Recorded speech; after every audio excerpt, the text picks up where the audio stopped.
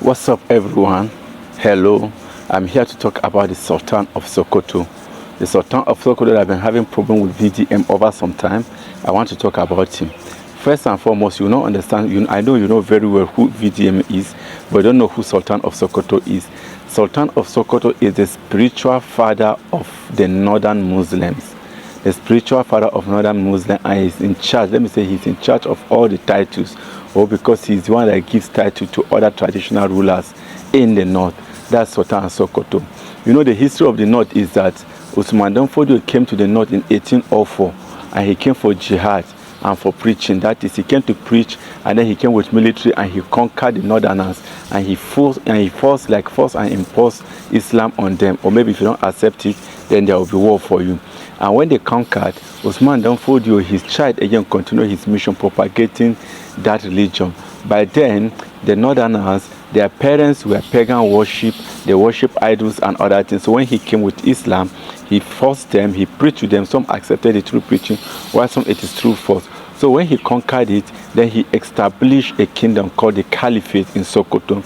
Sokoto is the seat of Caliphate, and that is where the current Sultan, you see that he is there.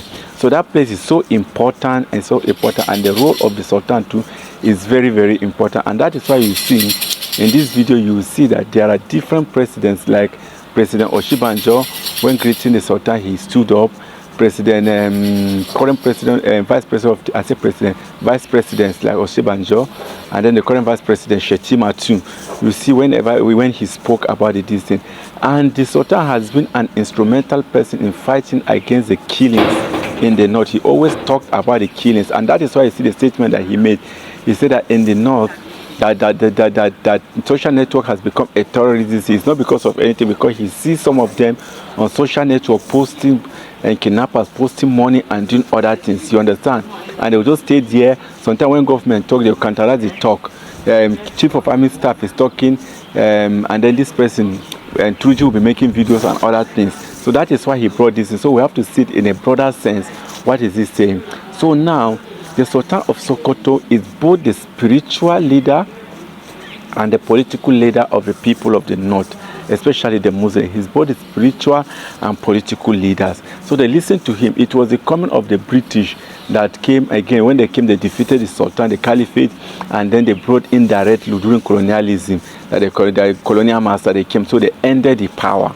They ran. If not, everybody in the north is answerable to what? To The Sokoto Caliphate was one of Africa's biggest empires in the 19th century. It began in 1804 when Uthman Dan Fodio, a Fulani scholar, led a jihad, holy war. His army conquered Hausa city-states, including Kano, Sokoto, and Katsina. By 1815, the Caliphate covered most of northern Nigeria, Cameroon, and parts of Niger. Dan Fodio's son, Muhammad Bello, expanded it further, making it the most powerful empire in West Africa. The empire thrived in peace, scholarship, and trade.